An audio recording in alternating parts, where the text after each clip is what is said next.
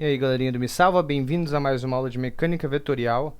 Nessa aula a gente vai falar um pouco sobre o equilíbrio de um corpo rígido, né, do movimento, de como se ele movimenta, dos graus de liberdade e como ele é vinculado nas pontinhas, ok? Entrando então no equilíbrio de corpo rígido, por exemplo, eu tenho aqui um corpo rígido, super bem representado, com uma bolinha pintada de amarelo, e eu quero que ele esteja em equilíbrio, tá? Digamos que eu estou fazendo tudo isso em relação a esse ponto zero aqui, ó, ponto O, não zero, ponto O, ok? E eu pego uma partícula P, qualquer desse corpo rígido, vou fazer um vetor posição até esse corpo rígido aqui, R, digamos P, ok? E lá, nesse ponto, eu vou expressar todas as forças internas com relação a esse corpo rígido aqui, digamos, sejam uns Fzinhos Is, ok? Tá bem pequenininho ali porque é isso mesmo, ok? E tem um monte de força externa, aqui, outra aqui, né? Digamos que eu vou pegar a força externa que está sendo aplicada na partícula P, que é uma força externa I, de contagem, ok? Beleza. Como eu posso garantir que essa partícula dentro desse corpo rígido está em equilíbrio? Ou que esse corpo rígido está em equilíbrio, tá? Eu tenho que fazer um somatório, onde o somatório é o somatório das forças externas a esse corpo rígido, mais o somatório de todas as forças internas, tá? Tem que ser igual ao vetor nulo, para ele estar em equilíbrio, ok? Só que prestem atenção que pela terceira lei de Newton, as forças internas num corpo rígido se anulam, tá? Por quê? Digamos essa caneta aqui, se eu tenho essa partícula dessa caneta aqui empurrando a outra partícula para o lado, a outra partícula vai empurrar essa mesma para o lado oposto e vai anular a força. Ao contrário de uma força externa que tem aqui, né? Então, todas as forças externas somadas eu tenho que dar zero. Ou seja, todas as forças externas que eu tenho aqui, digamos, F1, F2 até Fi, todas elas somadas têm que dar zero. Mais do que isso, para ter equilíbrio, eu tenho que ter que o somatório de momentos com relação referencial tem que ser igual a zero também. Se vocês lembram da aula de revisão de produtos vetoriais, a gente tem que o somatório de momentos é igual ao somatório de todos os vetores posição, tá? De todas as partículas, produto vetorial de todas as forças externas. E isso aqui também tem que ser igual a zero. Igual ao vetor nulo, ok? Assim eu garanto o equilíbrio do corpo rígido. Mais do que isso, a gente pode ter a simetria do problema, né? Se a gente tem várias coisas, esse corpo rígido em simetria, etc., a gente pode fazer isso em 2D.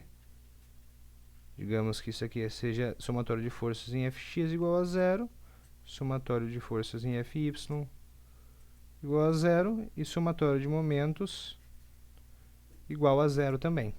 E assim eu também garanto o equilíbrio desse corpo rígido, ok?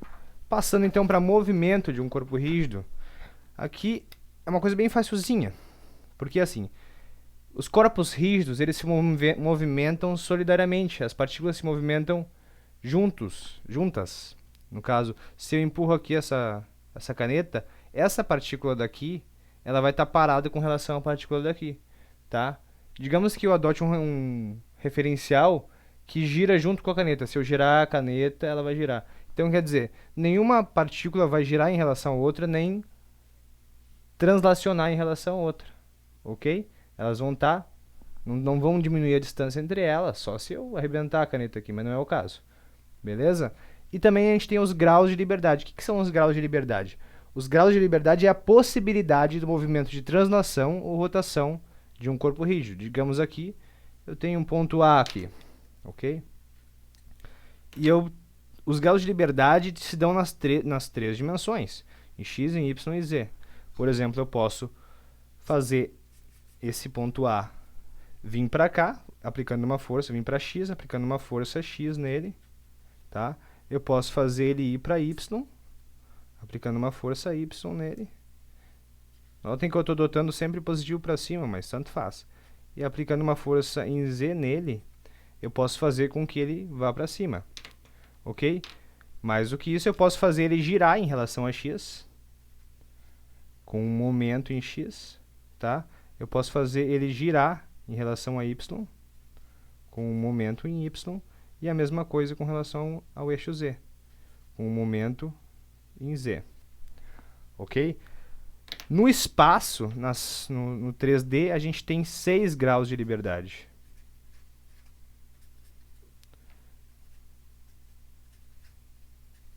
Opa, 3D. Ok? No plano, se a gente tem a simetria tal do problema, por exemplo aqui, eu posso fazer o quê? Com essa caneta aqui, digamos que esteja no referencial YZ aqui, tá? Eu posso pegar ela e eu posso translacionar ela, mas eu posso girar ela também, tá? Eu posso translacionar ela em x, em y no caso, em z, mas eu posso girar ela com relação ao ponto O, ou ponto A. Então eu vou ter 3 graus de liberdade aqui.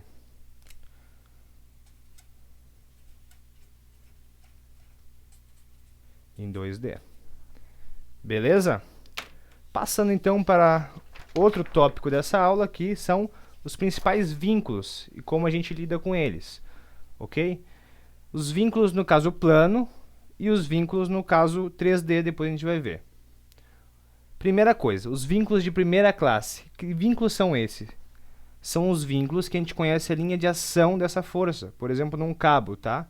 Num cabo, a gente tem o cabo aqui, pendurando numa haste ali, onde eu tenho um θ conhecido. Em todas as situações a gente vai considerar o θ conhecido, ok?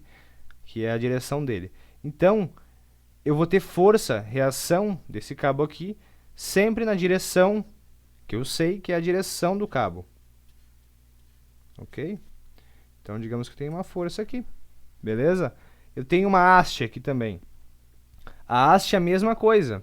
Eu vou ter sempre uma força na direção da haste. Uma haste curta, tá? Eu estou fazendo ela sem massa. E notem que essa força aqui, se eu puxar, essa força vai ser para lá, né? Se eu puxar essa haste para cá, essa força vai tender para lá, para puxar de volta. Mas se eu empurrar, a haste também vai empurrar. Ao contrário do cabo que não. Ok? Então essa força é tanto para lá, pode ser tanto para lá como para cá. Ok?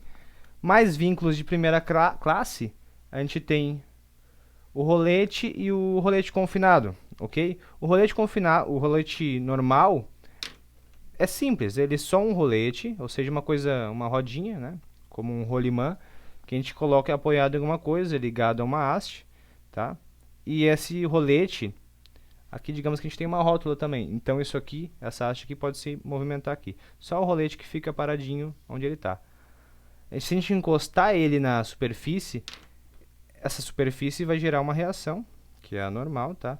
E ela sempre vai ser na direção normal do rolete, tá? Por quê? Porque se eu pegar e puxar o rolete para cima, ele vai sair da superfície, ele não está grudado, ao contrário do rolete confinado.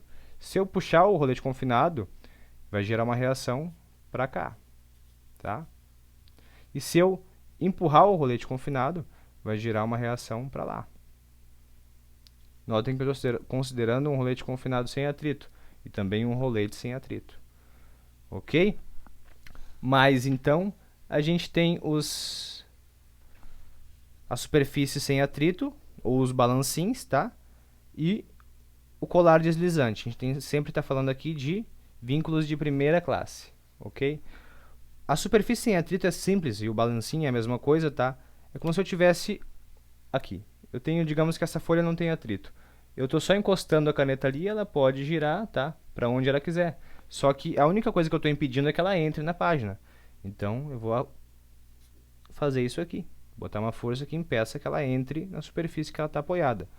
Já o colar deslizante, ele tem uma rótula aqui, tá? Ele não está engastado aqui nesse colar. Ele pode andar tanto para cá quanto para cá. Mas esse movimento aqui, nessa direção aqui, está impedido. Então, se eu puxar, vai gerar uma reação para dentro de volta. E se eu empurrar, vai gerar uma reação para fora. Ok? Beleza?